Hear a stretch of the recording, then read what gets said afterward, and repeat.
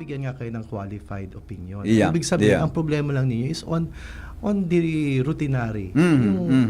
Yung araw-araw lang naman ninyo. Oo. Pero in terms of the wala naman. Kaya nagtataka ako kasi tatandaan natin na itong question na ito ng COA is on the activity ng East Campus support staff or teaching personnel. See. Okay. And dahil po okay. ang Bicol University ay awardee sa Best Mental Health Implementation. Opo, At opo. tayo rin po ay na shortlist international Yeah, ng yeah. International Association of Suicide Prevention as one of the with best practice and best implementer na on suicide prevention. So we are doing this mandate ng government on the mental health. So, I see. may orientation tayong ginagawa. So sa orientation na yun, syempre magpapakain ka. Opo. So nandun snacks. Yeah.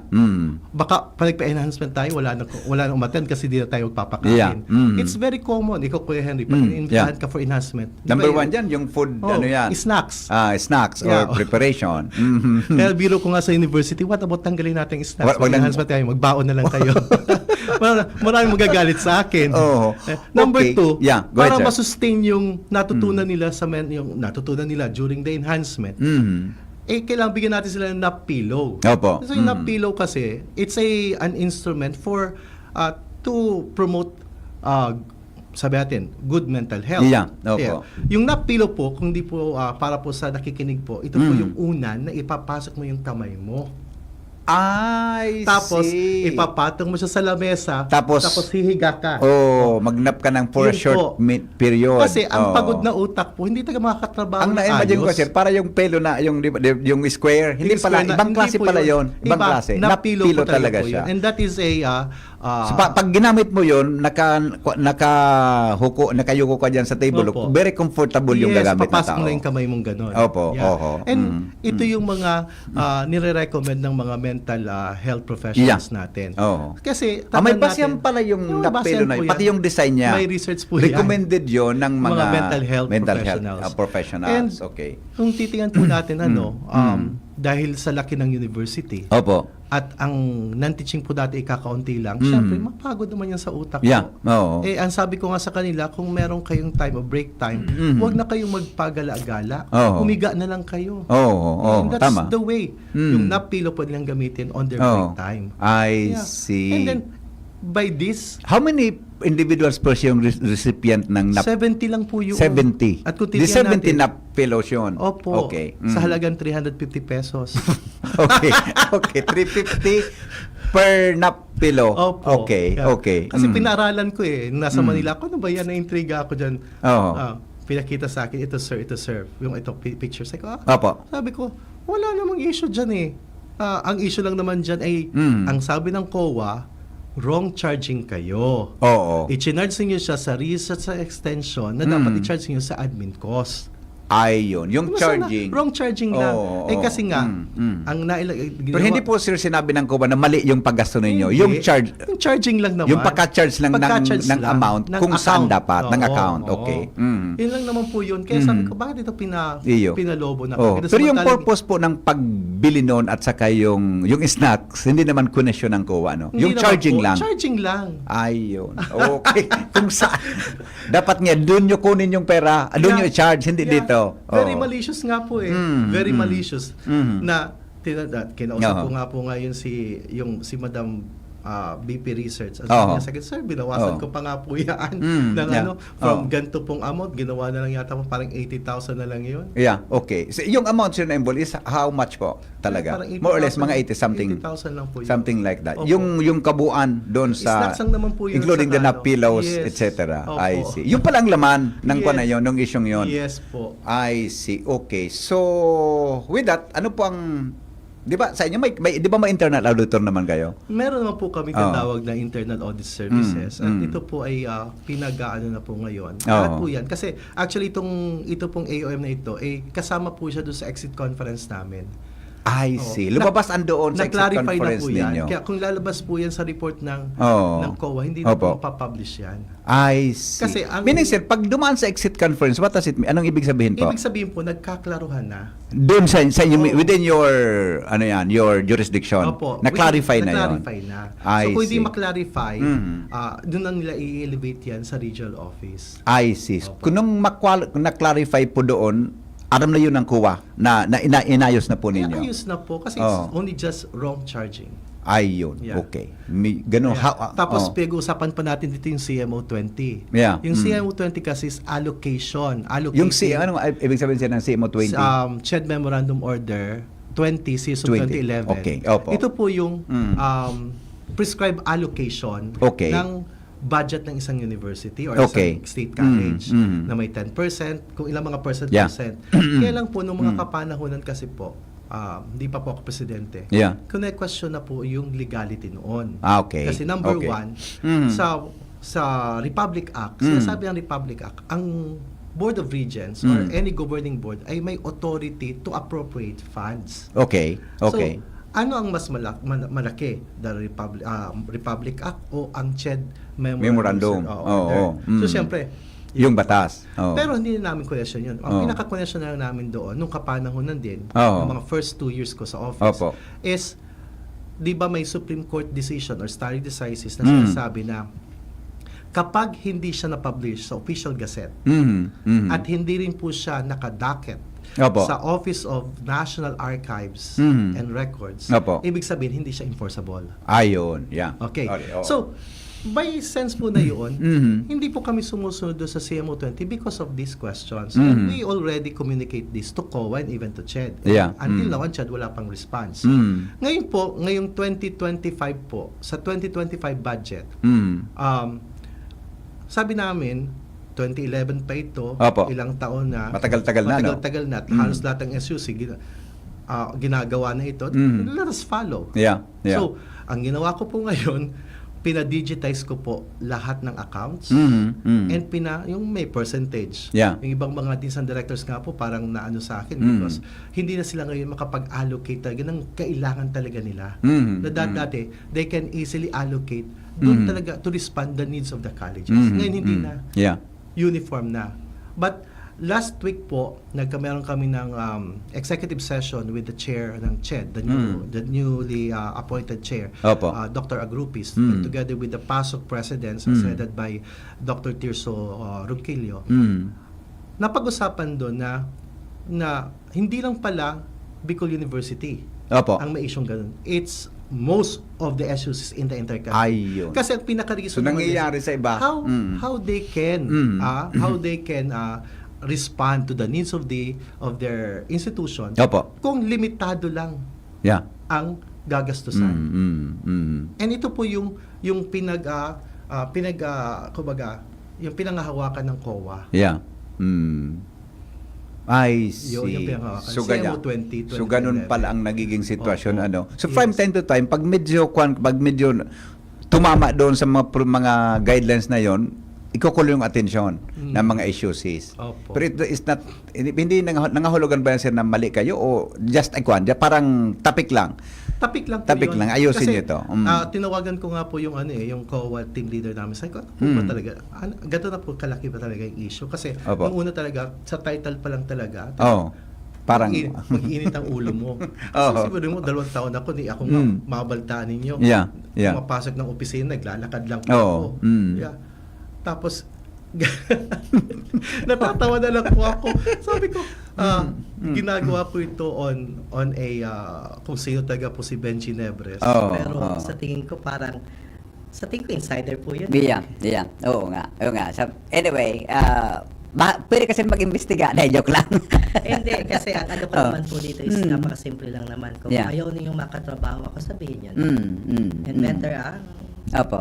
gano'n lang yun. Kasi ang sa akin naman po is, palagi sinasabi ko, the success of the university is the success of all. And Yeah. it is not Opo. only my own Opo. success. Opo. Tatandaan natin po yan. Kaya palagi sinasabi ko rin sa kanila na kung mag-fail tayo, lahat tayo mag-fail. Ngayon, Yeah. because of this news report, parang pakiramdam ko yung 100% ng increase namin sa research, saka 80% Oo. increase namin sa Oo. extension. Yeah. Kasi nga nabalitaan ko sir. Maapektuhan.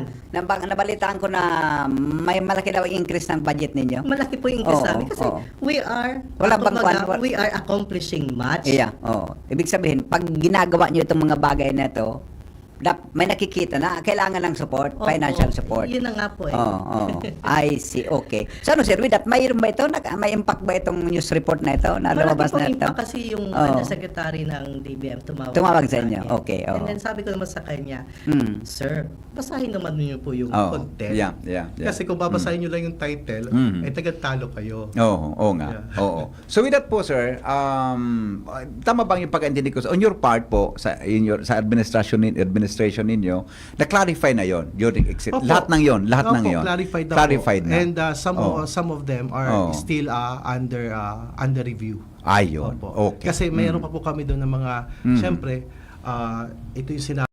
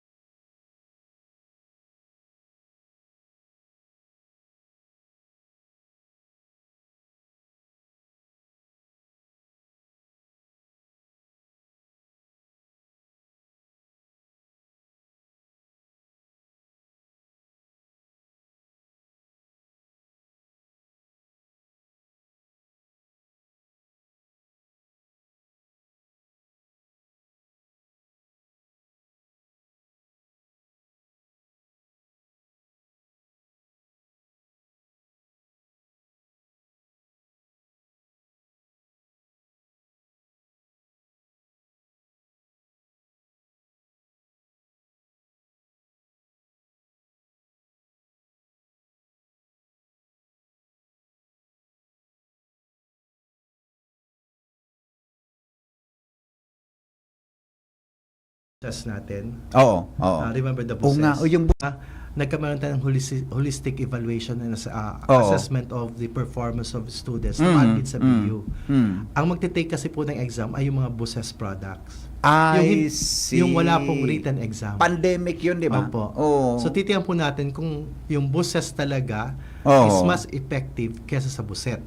Oh, yeah. Yung yeah. buset kasi rated. Yeah, okay. Yung buses is holistic evaluation. Paano yan, sir? Oral? Paano ang kanyan pag-evaluate niyan? Yung holistic Yun po. sa buses? Isa-submit po yung G1 nila for the last 3 years. See. At year levels. Oh, Tapos yung kanilang achievement. I see. Yeah. Okay. Titingnan yun. Service, Oo, leadership, oo. Opo. and then titingnan, which is I think yung ginamit kasi yung pinaka sabihin natin yung pinaka madaling gawin nung panahon ng pandemic. Yeah. Yeah. Okay. Pero ito po ay by 2025 and 2026, yan po yung mga buses graduate natin. Yeah. And sabi ko nga sa mga DSAN directors na merong board exam, you have to strategize. Yeah. I-strategize natin kasi tatandaan natin na ang quality learning ay still nangyayari pa rin on the manner that the teacher Yeah. presented the lesson. Yes. Very correct. Okay. Good morning daw, sabi ni Councilor Milabal. Yeah, Good morning po, Manay BU Mila President. Nakikinig si Manay Mila, Councilor Milabal. Ganyan pong pagkaaga. Sige sir, unless na mayroon pa po, okay na, klaro na po sa inyo. Klaro na po sa akin. Ano pang mensahe natin sa buong BU community? Yeah, sa buong BU community, bago kayo mag-share, tatandaan ninyo na ang bread and butter natin nasa Bicol University. Yeah. The more you share negative, na hindi nga natin alam kung yun ay totoo or fake, the more you are pulling down the university. Yeah. Katulad ngayon po, because of that sharing, mabuti na tumawag sa aking undersecretary. Yeah. Nasabi ko naman, so I hope sana hindi mabawi yung 100% increase sa research and 80+% sa extension. Apa. Thank you sir. Dr. Baby Boy Benjamin Nebres III. Salamat Thank you po so sir. much, Sir Henry. Salamat po sa pagbisita. Alright. Thank you so much mga tugang. Magbabalik po kami. Magalipas lang ng ilang patalastas. Tuhod, siko, baywa, aray! Pag laging pasan ang sakit sa kasukasuan, sign na yan ng arthritis o joint deterioration. Karaniwan kapag nagkakaedad na, kailangan ng tibay at ginhawang makakapitan. Kaya ng artrisin yan. May undenatured type 2 collagen at methylsulfonyl methane na maaaring makatulong protektahan ang kalusugan ng kasukasuan. Make the right move. Uminom ng artrisin araw-araw.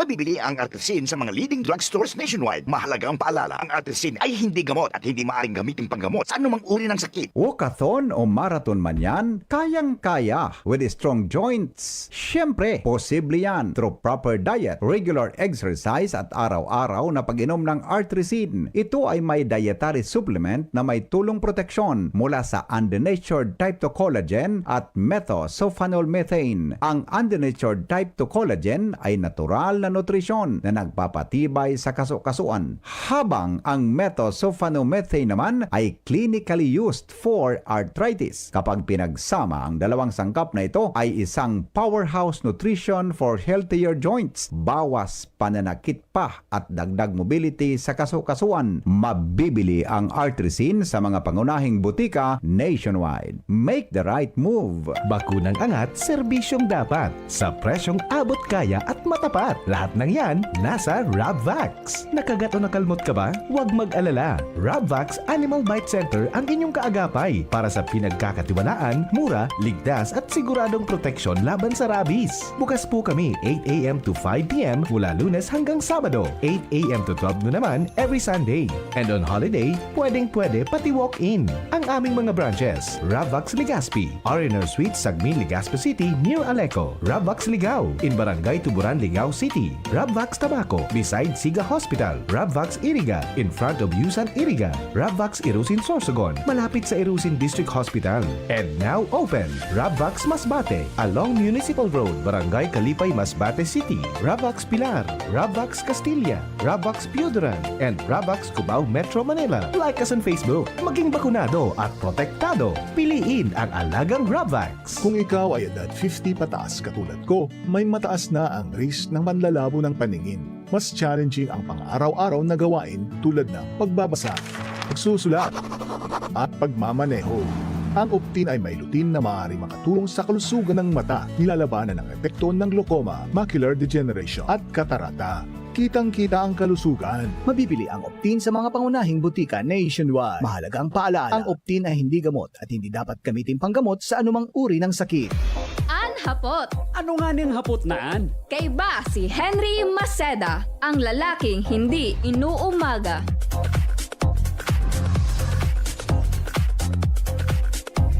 Alright, balik kita mga tugang sa programa. Nasa linya po ang dagdag na report. Hali po dyan sa Luwas Kasabay and Mega Force Patrol. Karen Alan nasa linya. Karen, good morning Karen.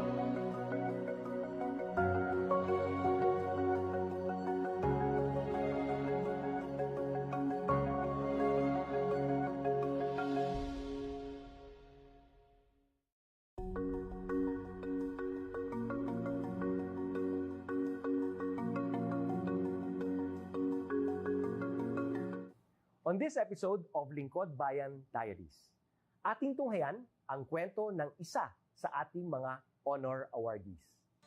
To be a CSC Pag-asa Group Awardee is such an honor. Hindi namin siya inasahan, so we just wanted to put names on the innovations na naibigay namin sa Davao de Oro. Ako po si Joycel R.O.D., Provincial ICT Officer ng Provincial Government of Davao de Oro, Team Leader ng eGov Technical Team. I'm George Danhil M. Duran, Computer Programmer 3. Ako po si Mr. Wilfredo M. Galagala, Information Technology Officer 2. Ako po si Antonio Isimeni, Information Technology Officer 2. Ako po si Antonio Salarda Jr., Computer Maintenance Technologist 2. Kay eGov Technical Team are employees of the Provincial ICT Office of the Provincial Government of Davao de Oro. So kami yung gumagawa ng mga systems and innovations and nagsusupport din sa mga na-implement na mga systems sa iba't ibang departamento ng probinsya. Marami kaming projects, actually our systems number up to 40. Especially during the pandemic, so doon talaga nakita on how useful ICT was. During that time, challenge talaga yung team to produce projects to sustain yung online na operations. So on our part, we tried exploring open source technology. Tapos marami kaming ina-explore na networks. So first yung system is yung CallDedoc. It's a teleconsulting system na na-implement during the COVID. When the OPD services, yung outpatient department services were stopped, nag-resort to teleconsulting. Another project mentioned is yung COVID testing information system. So just like any typical molecular laboratory na systems, ito ay data bank ng mga specimens na tinitest, tapos nagbibigay yung system ng result ng mga test. During pandemic, nagamit talaga siya kasi kailangan validated yung result, so QR coded yung aming test result. Isang very challenging project namin is yung household profiling and needs assessment. So, kailangan merong list ng mga possible recipients ng bigas, and then wala kaming updated list nun. So, kailangan in 1 month's time makaproduce kami ng system kasi magro-roll out ng survey sa buong probinsya. Nag-try akong mag-tap sa isang UN organization, yung UNDP. Tapos, nag-request ako kung pwede ba kaming turuan on how to do survey using Kobo Collect. And we were blessed, kahit wala kaming formal agreement, no monetary considerations, tinuruan nila kami. And in 1 month's time, na-produce namin yung app. And then after that, dire-diretso na po. Hindi rin namin ma-imagine na in 6 months' time, nakandak yung survey using employees only of the provincial government. So, nakamobilize kami ng mga 200 plus enumerators. Talagang nilibot yung entire province, 236 barangays, bahay-bahay yan. Tapos, nakuha namin yung data with maps. Na mapping namin yung mga households. So, and very appreciated po yung output ng systems. Kami nasa LGU, na-feel namin yung need na dapat ma-institutionalize yung ICT departments. Nasa digital age na tayo, so hindi pwedeng hindi tayo mag-upgrade or mag-adapt ng ICT. So basically yung ICT, nagagamit siya para ma-optimize yung ating mga processes. Aside from that, yung interconnectivity, interoperability ng different offices, napapadali yun through ICT. So talagang dapat i-leverage yung ICT ng any organization, not just the government. Kung mapansin nyo, lahat ng developed countries is naka-leverage talaga sila sa ICT. Maraming magaling sa Philippines, medyo may problema lang tayo dun sa interconnectivity and interoperability kasi parang nangyari, parang kanya-kanya yung mga LGUs, kanya-kanyang innovations. And if you can see from the national, paiba-iba yung mga systems hanggang dun sa baba. So, yun din isa sa panawagan namin sana magkaroon ng uniform na standards and protocols in developing systems para hindi masayang yung mga efforts ng mga nasa baba.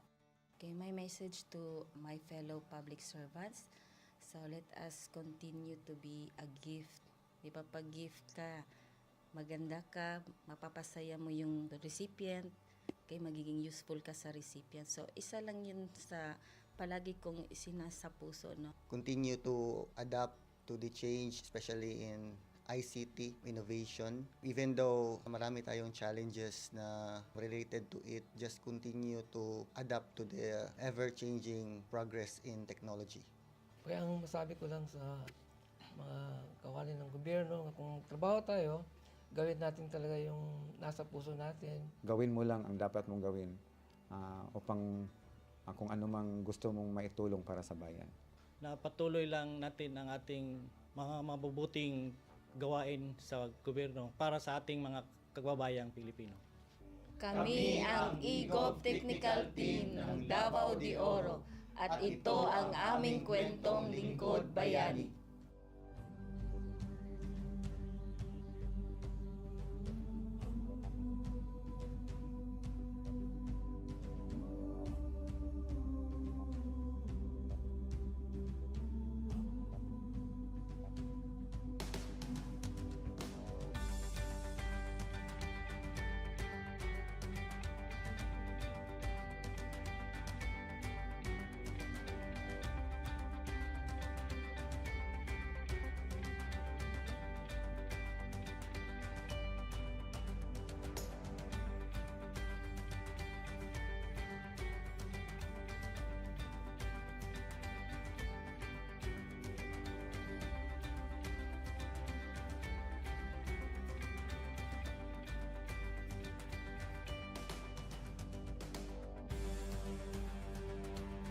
Inyong natunghayan ang kwento ng ating lingkod bayani.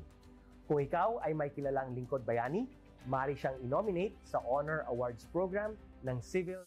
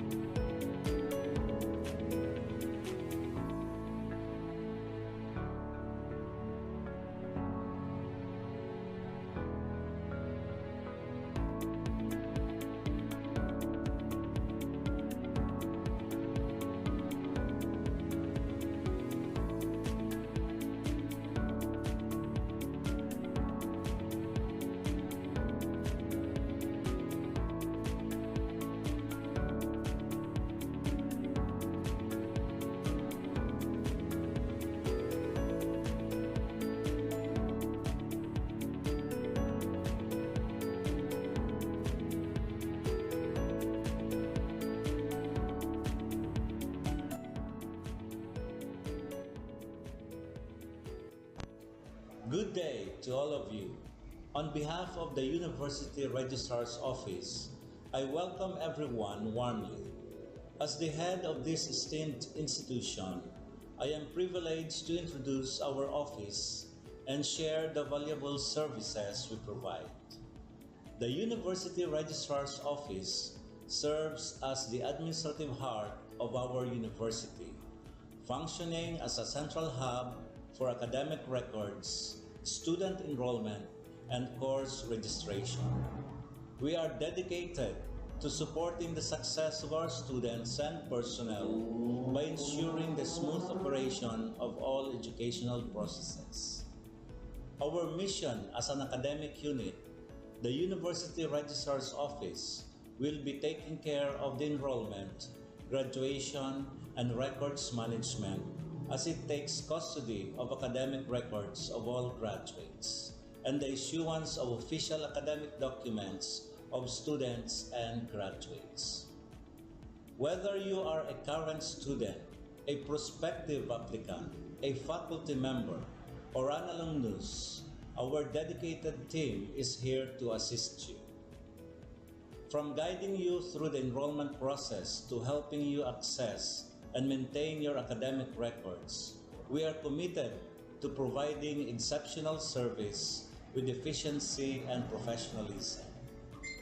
In addition to our core responsibilities, we are continually strive to improve our services by embracing technological advancements and streamlining our operations. We aim to enhance accessibility, transparency, and convenience for all clients, allowing you to focus on what matters most, your education and intellectual growth.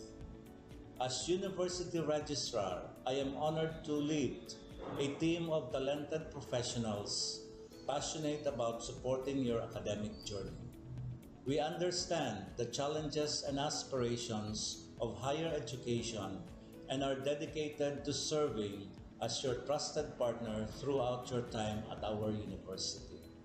In closing, I extend my heartfelt welcome once again.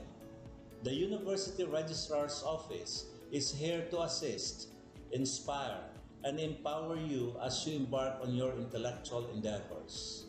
We look forward to collaborating with you and contributing to your success in every possible way.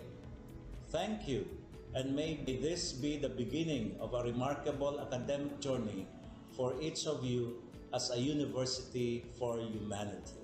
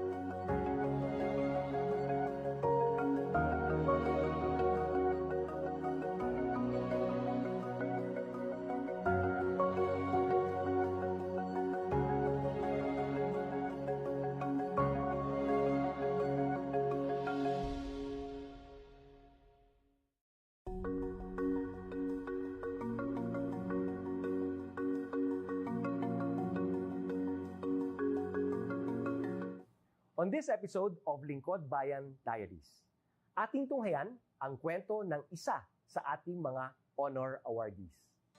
To be a CSC Pag-asa Group Awardee is such an honor. Hindi namin siya inasahan, so we just wanted to put names on the innovations na naibigay namin sa Davao de Oro. Ako po si Joycel R.O.D., Provincial ICT Officer ng Provincial Government of Davao de Oro, Team Leader ng eGov Technical Team. I'm George Danhil M. Duran, Computer Programmer 3. Ako po si Mr. Wilfredo M. Galagala, Information Technology Officer 2. Ako po si Antonio Isimeni, Information Technology Officer 2. Ako po si Antonio Salarda Jr., Computer Maintenance Technologist 2. Kay eGov Technical Team are employees of the Provincial ICT Office of the Provincial Government of Davao de Oro. So kami yung gumagawa ng mga systems and innovations and nagsusupport din sa mga na-implement na mga systems sa iba't ibang departamento ng probinsya. Marami kaming projects, actually our systems number up to 40. Especially during the pandemic, so doon talaga nakita on how useful ICT was. During that time, challenge talaga yung team to produce projects to sustain yung online na operations. So on our part, we tried exploring open source technology. Tapos marami kaming ina-explore na networks. So first yung system is yung Coldedoc. It's a teleconsulting system na na-implement during the COVID. When the OPD services, yung outpatient department services were stopped, nag-resort to teleconsulting. Another project mentioned is yung COVID testing information system. So just like any typical molecular laboratory na systems, ito ay data bank ng mga specimens na tinitest, tapos nagbibigay yung system ng result ng mga test. During pandemic, nagamit talaga siya kasi kailangan validated yung result, so QR coded yung aming test result. Isang very challenging project namin is yung household profiling and needs assessment. So, kailangan merong list ng mga possible recipients ng bigas, and then wala kaming updated list nun.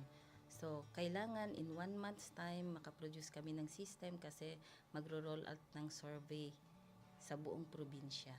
Nag-try akong mag-tap sa isang UN organization, yung UNDP. Tapos, nag-request ako kung pwede ba kaming turuan on how to do survey using Kobo Collect. And we were blessed, kahit wala kaming formal agreement, no monetary considerations, tinuruan nila kami. And in 1 month's time, na-produce namin yung app. And then after that, dire-diretso na po. Hindi rin namin ma-imagine na in 6 months' time, nakandak yung survey using employees only of the provincial government. So, nakamobilize kami ng mga 200 plus enumerators. Talagang nilibot yung entire province, 236 barangays, bahay-bahay yan. Tapos, nakuha namin yung data with maps. Na mapping namin yung mga households. So, and very appreciated po yung output ng systems. Kami nasa LGU, na-feel namin yung need na dapat ma-institutionalize yung ICT departments. Nasa digital age na tayo, so hindi pwedeng hindi tayo mag-upgrade or mag-adapt ng ICT. So basically yung ICT, nagagamit siya para ma-optimize yung ating mga processes. Aside from that, yung interconnectivity, interoperability ng different offices, napapadali yun through ICT. So talagang dapat i-leverage yung ICT ng any organization, not just the government. Kung mapansin nyo, lahat ng developed countries is naka-leverage talaga sila sa ICT. Maraming magaling sa Philippines, medyo may problema lang tayo dun sa interconnectivity and interoperability kasi parang nangyari, parang kanya-kanya yung mga LGUs, kanya-kanyang innovations. And if you can see from the national, paiba-iba yung mga systems hanggang dun sa baba. So, yun din isa sa panawagan namin sana magkaroon ng uniform na standards and protocols in developing systems para hindi masayang yung mga efforts ng mga nasa baba. Okay, my message to my fellow public servants, so let us continue to be a gift.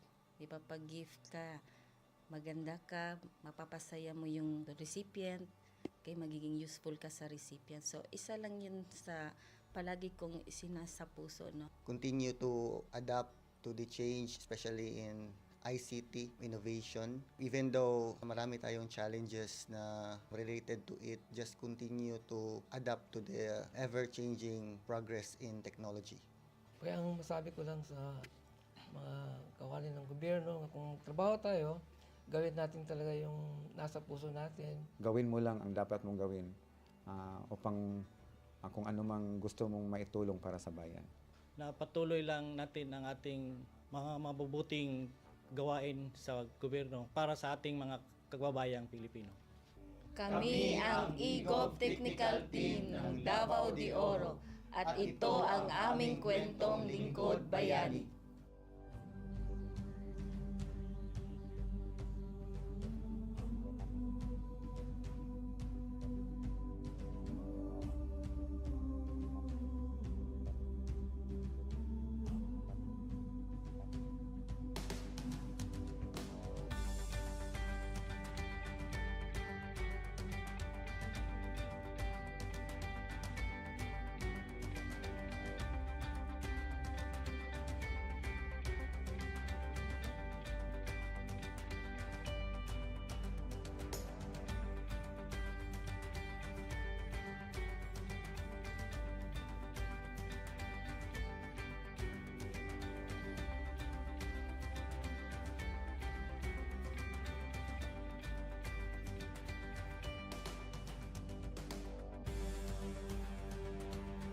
Inyong natunghayan ang kwento ng ating lingkod bayani.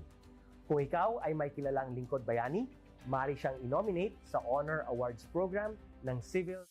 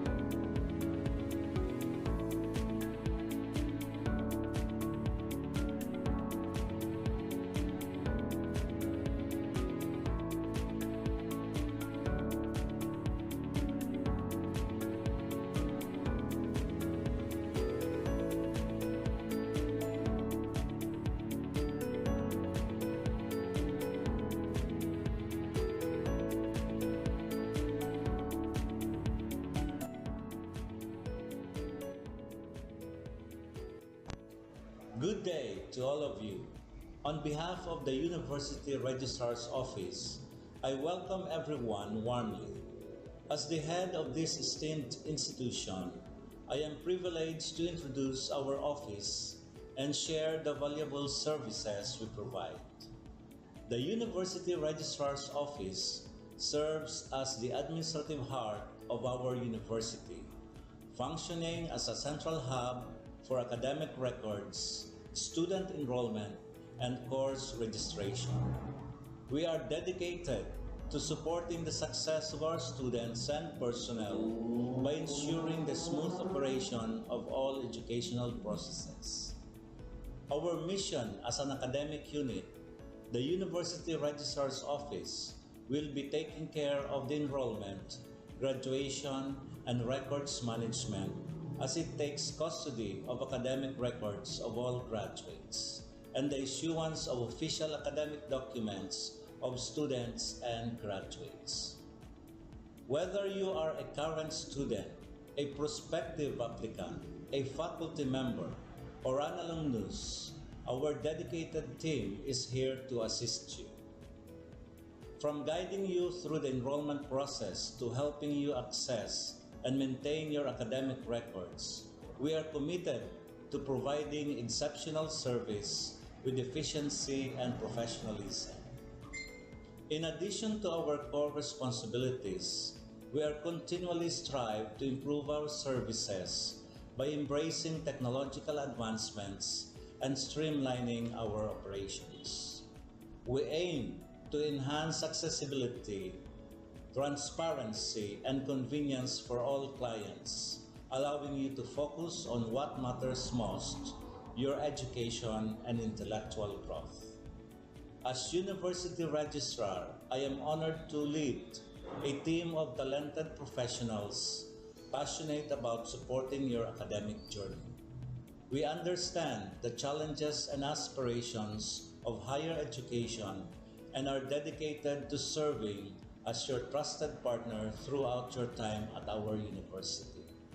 In closing, I extend my heartfelt welcome once again.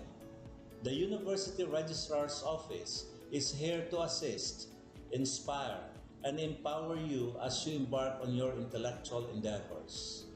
We look forward to collaborating with you and contributing to your success in every possible way. Thank you, and may this be the beginning of a remarkable academic journey for each of you as a university for humanity.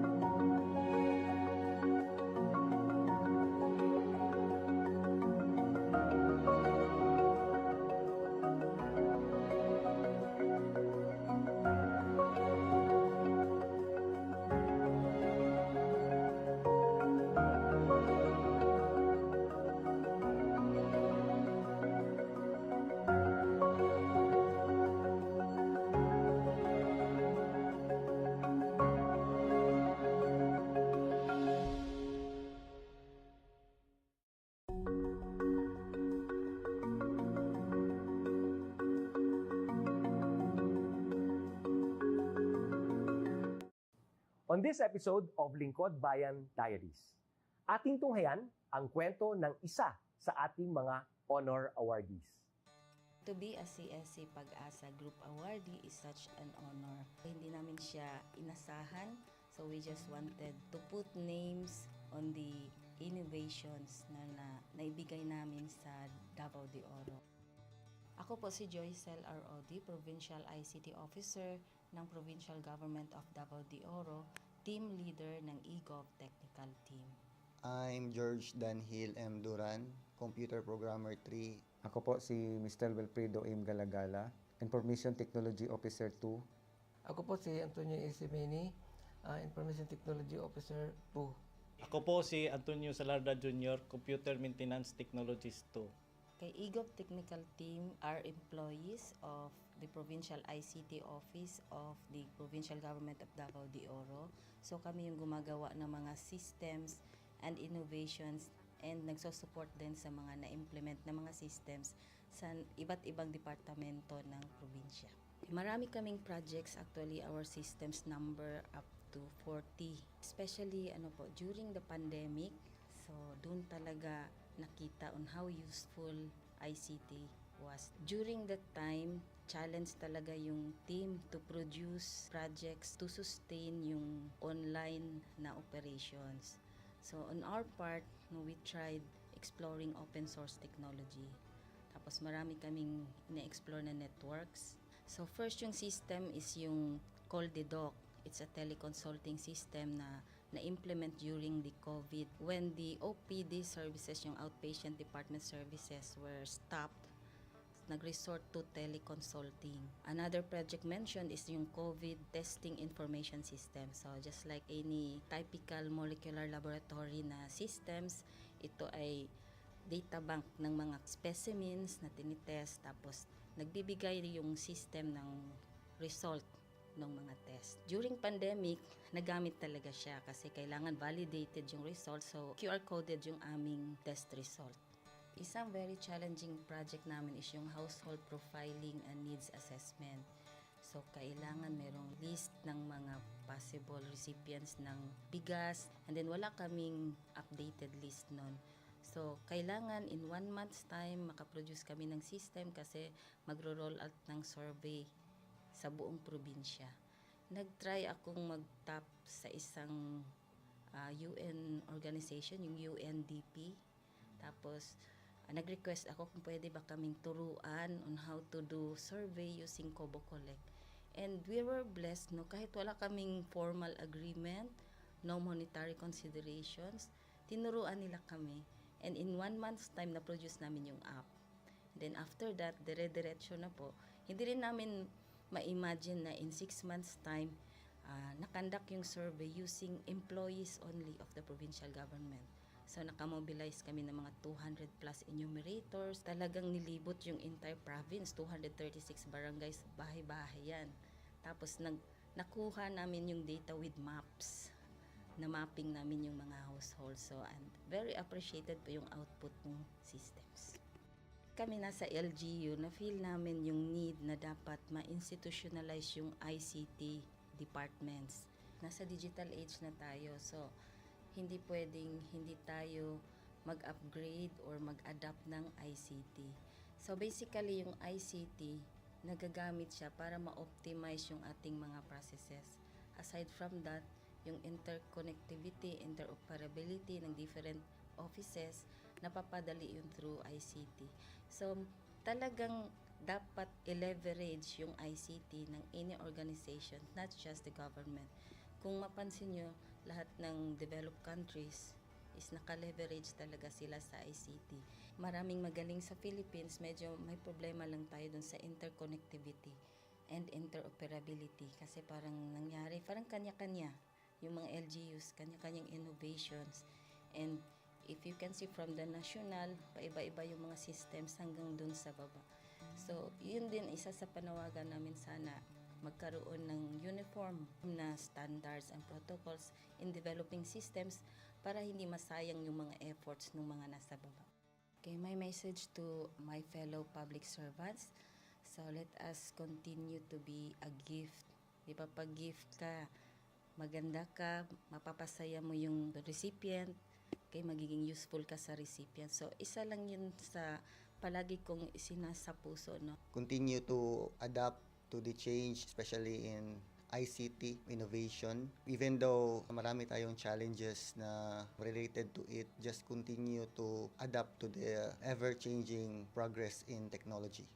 Kaya ang masabi ko lang sa mga kawani ng gobyerno, kung trabaho tayo, gawin natin talaga yung nasa puso natin. Gawin mo lang ang dapat mong gawin upang kung ano mang gusto mong maitulong para sa bayan. Na patuloy lang natin ang ating mga mabubuting gawain sa gobyerno para sa ating mga kababayang Pilipino. Kami ang e-Gov Technical Team ng Davao de Oro at ito ang aming kwentong lingkod bayani.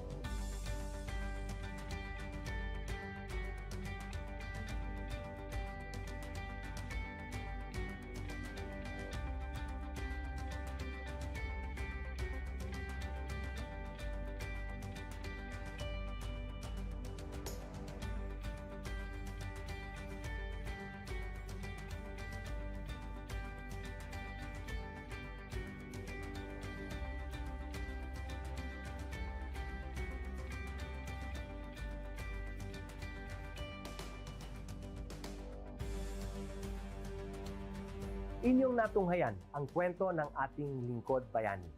Kung ikaw ay may kilalang lingkod bayani, maaari siyang i-nominate sa Honor Awards Program ng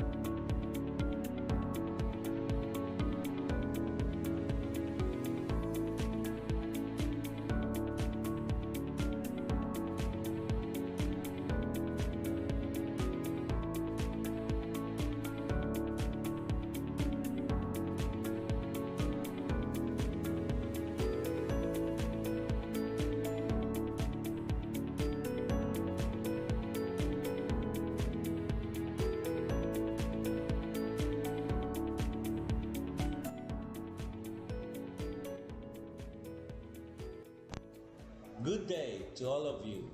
On behalf of the University Registrar's Office, I welcome everyone warmly. As the head of this esteemed institution, I am privileged to introduce our office and share the valuable services we provide.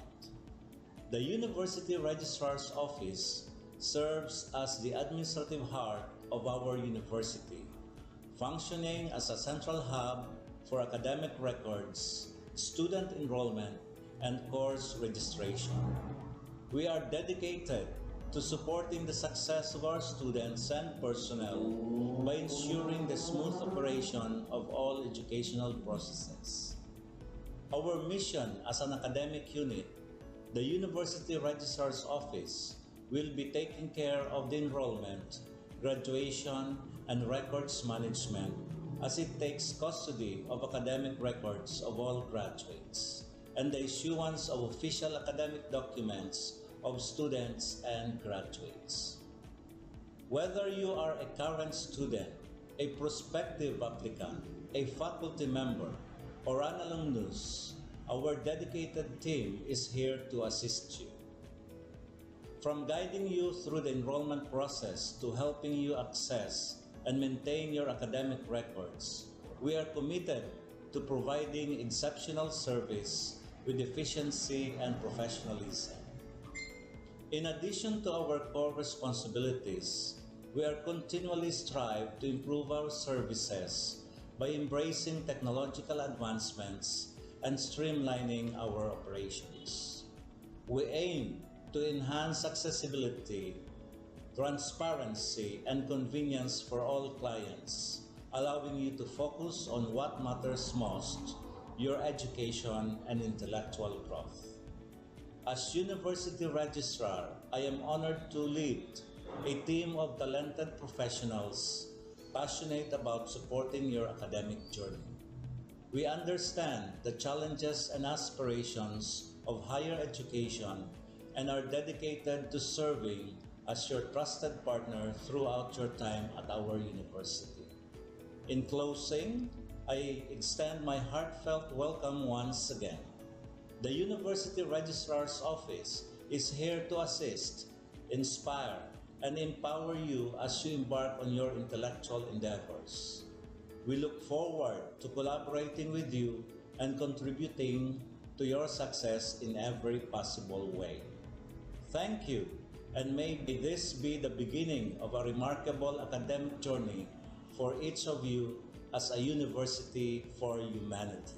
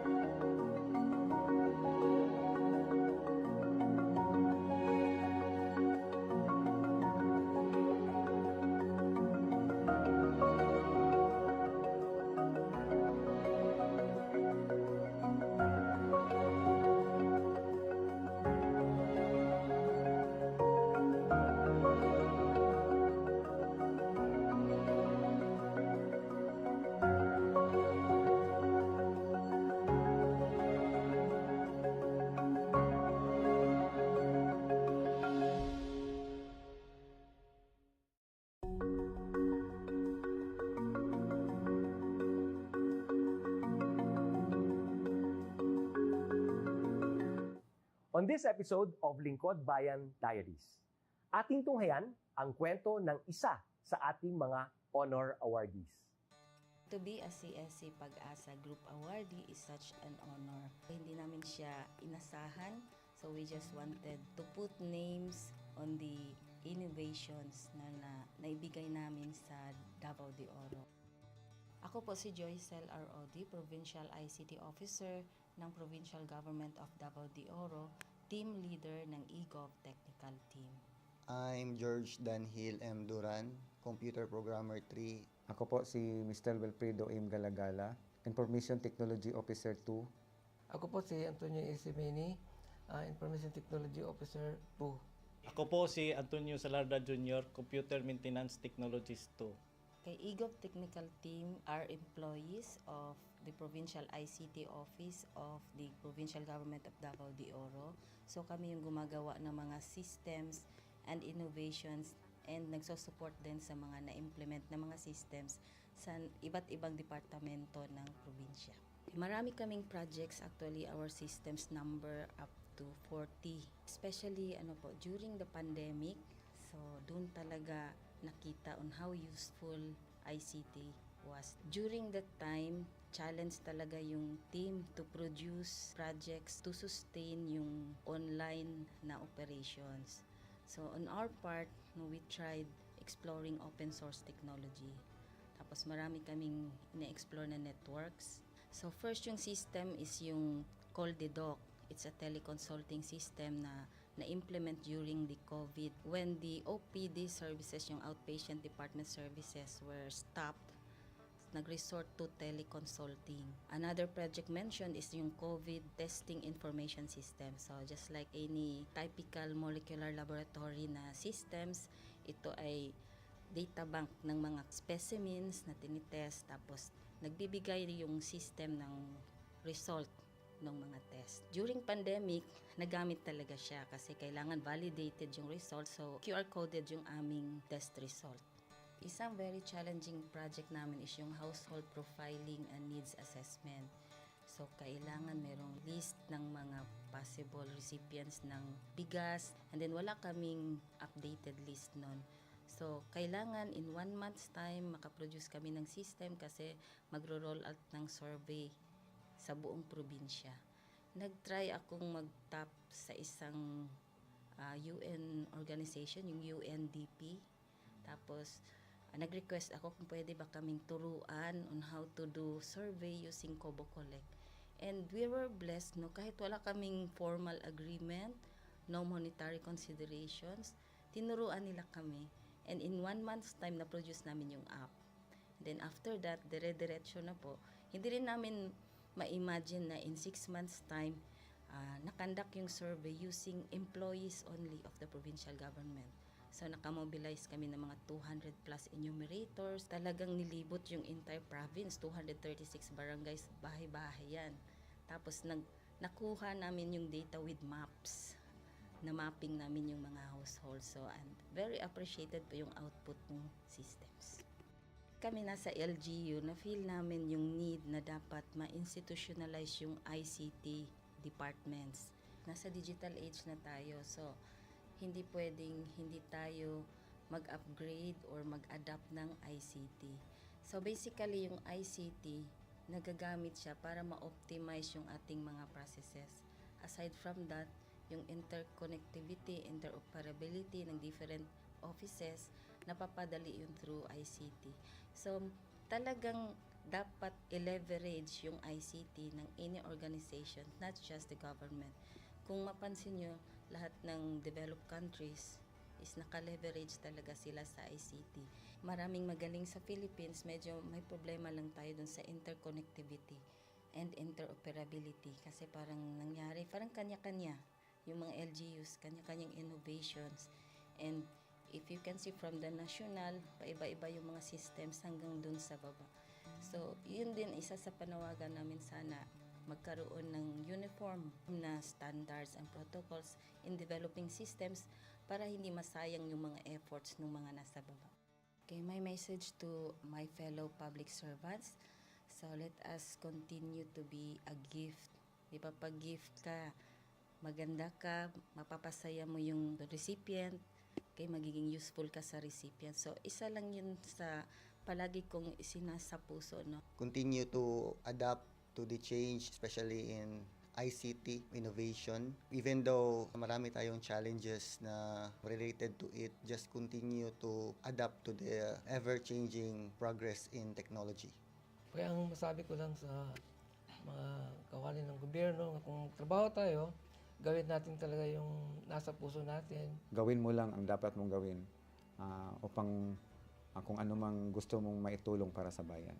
Na patuloy lang natin ang ating mga mabubuting gawain sa gobyerno para sa ating mga kababayang Pilipino. Kami ang e-Gov Technical Team ng Davao de Oro at ito ang aming kwentong lingkod bayani.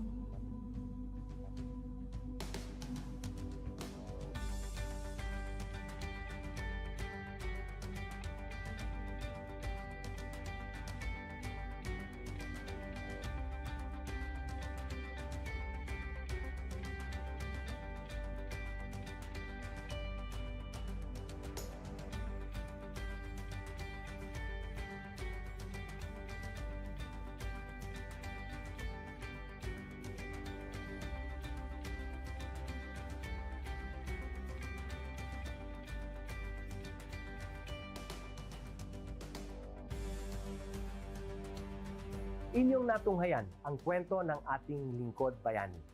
Kung ikaw ay may kilalang lingkod bayani, maaari siyang i-nominate sa Honor Awards Program ng Civil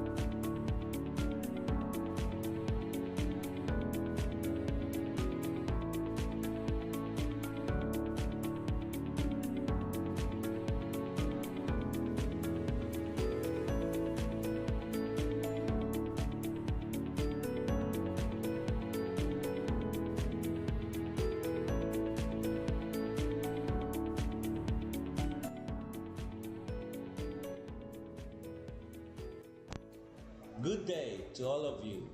On behalf of the University Registrar's Office, I welcome everyone warmly.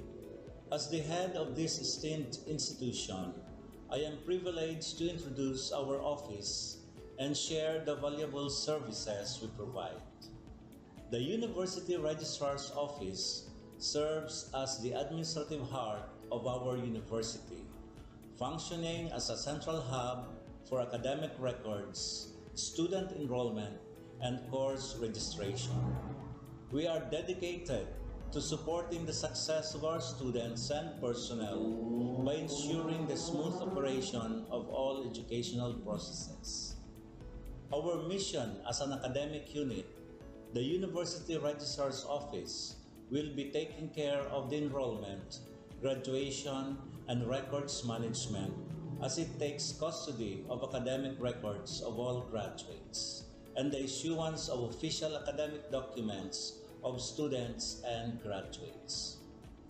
Whether you are a current student, a prospective applicant, a faculty member, or an alumnus, our dedicated team is here to assist you.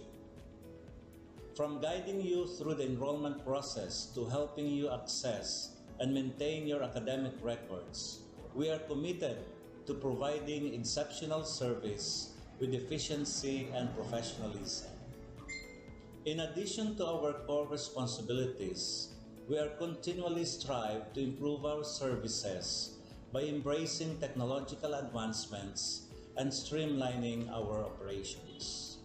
We aim to enhance accessibility, transparency, and convenience for all clients, allowing you to focus on what matters most, your education and intellectual growth. As University Registrar, I am honored to lead a team of talented professionals passionate about supporting your academic journey. We understand the challenges and aspirations of higher education and are dedicated to serving as your trusted partner throughout your time at our university. In closing, I extend my heartfelt welcome once again. The University Registrar's Office is here to assist, inspire, and empower you as you embark on your intellectual endeavors. We look forward to collaborating with you and contributing to your success in every possible way. Thank you, and may this be the beginning of a remarkable academic journey for each of you as a university for humanity.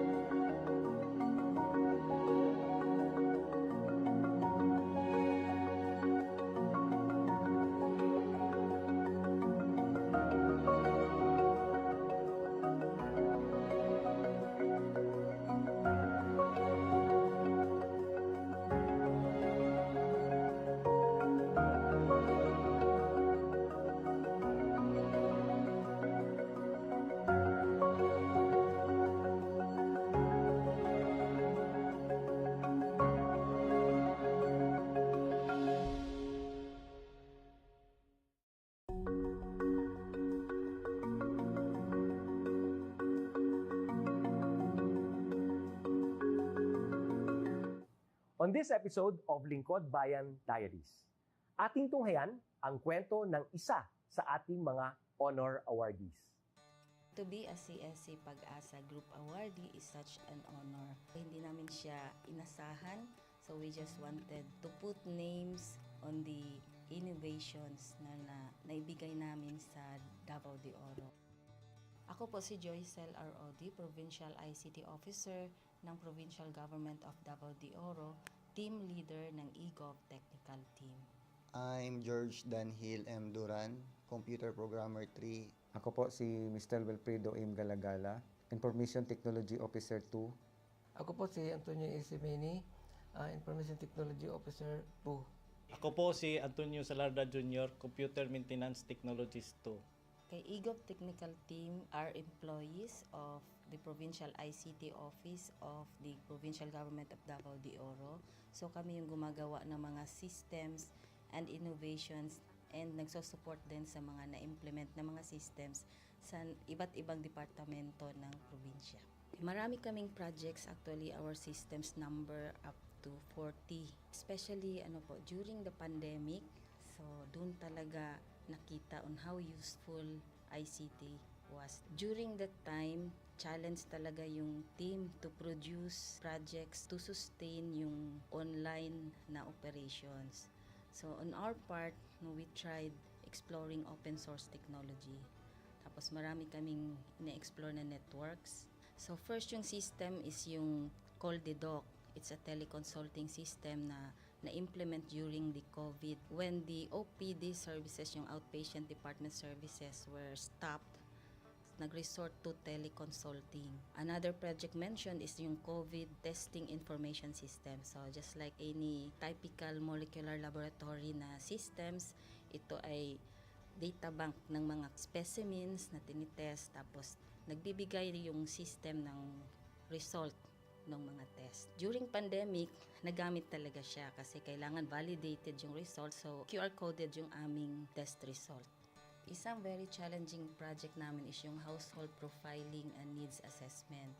So, kailangan merong list ng mga possible recipients ng bigas, and then wala kaming updated list nun. So, kailangan in 1 month's time makaproduce kami ng system kasi magro-roll out ng survey sa buong probinsya. Nag-try akong mag-tap sa isang UN organization, yung UNDP. Tapos, nag-request ako kung pwede ba kaming turuan on how to do survey using Kobo Collect. And we were blessed, kahit wala kaming formal agreement, no monetary considerations, tinuruan nila kami. And in 1 month's time, na-produce namin yung app. And then after that, dire-diretso na po. Hindi rin namin ma-imagine na in 6 months' time, nakandak yung survey using employees only of the provincial government. So, nakamobilize kami ng mga 200 plus enumerators. Talagang nilibot yung entire province, 236 barangays, bahay-bahay yan. Tapos, nakuha namin yung data with maps. Na mapping namin yung mga households. So, and very appreciated po yung output ng systems. Kami nasa LGU, na-feel namin yung need na dapat ma-institutionalize yung ICT departments. Nasa digital age na tayo, so hindi pwedeng hindi tayo mag-upgrade or mag-adapt ng ICT. So basically, yung ICT, nagagamit siya para ma-optimize yung ating mga processes. Aside from that, yung interconnectivity, interoperability ng different offices, napapadali yun through ICT. So, talagang dapat i-leverage yung ICT ng any organization, not just the government. Kung mapansin nyo, lahat ng developed countries is naka-leverage talaga sila sa ICT. Maraming magaling sa Philippines, medyo may problema lang tayo dun sa interconnectivity and interoperability kasi parang nangyari, parang kanya-kanya yung mga LGUs, kanya-kanyang innovations. And if you can see from the national, paiba-iba yung mga systems hanggang dun sa baba.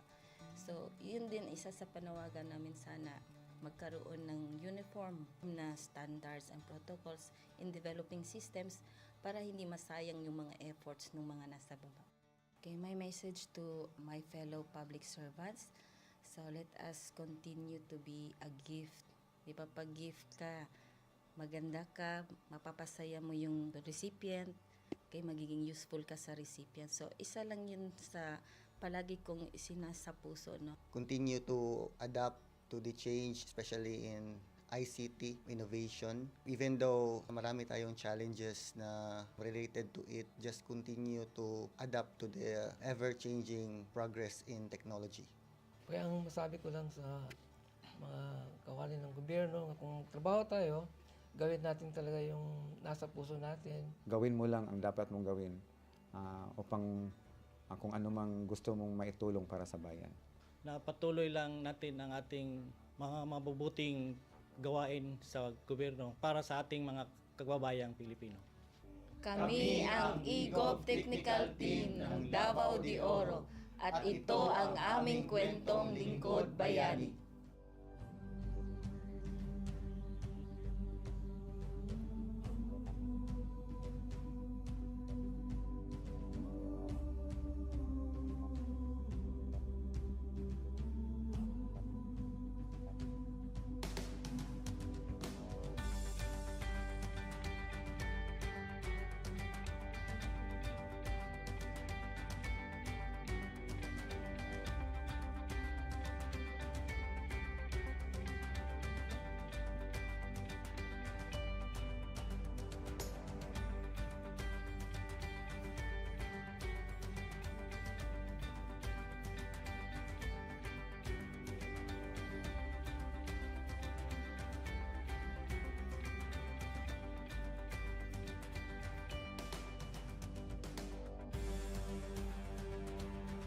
Inyong natunghayan ang kwento ng ating lingkod bayani.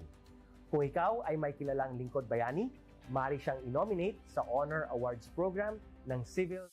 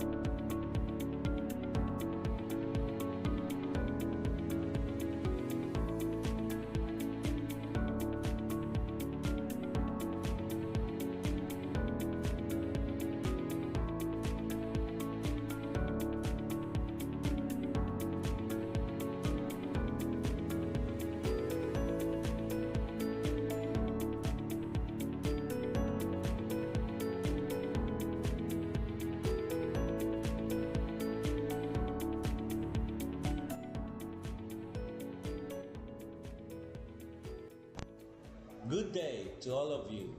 On behalf of the University Registrar's Office, I welcome everyone warmly. As the head of this esteemed institution, I am privileged to introduce our office and share the valuable services we provide.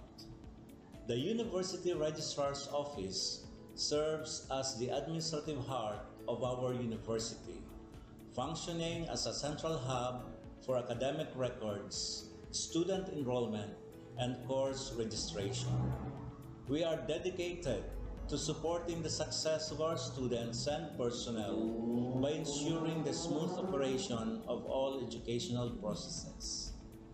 Our mission as an academic unit, the University Registrar's Office, will be taking care of the enrollment, graduation, and records management as it takes custody of academic records of all graduates and the issuance of official academic documents of students and graduates.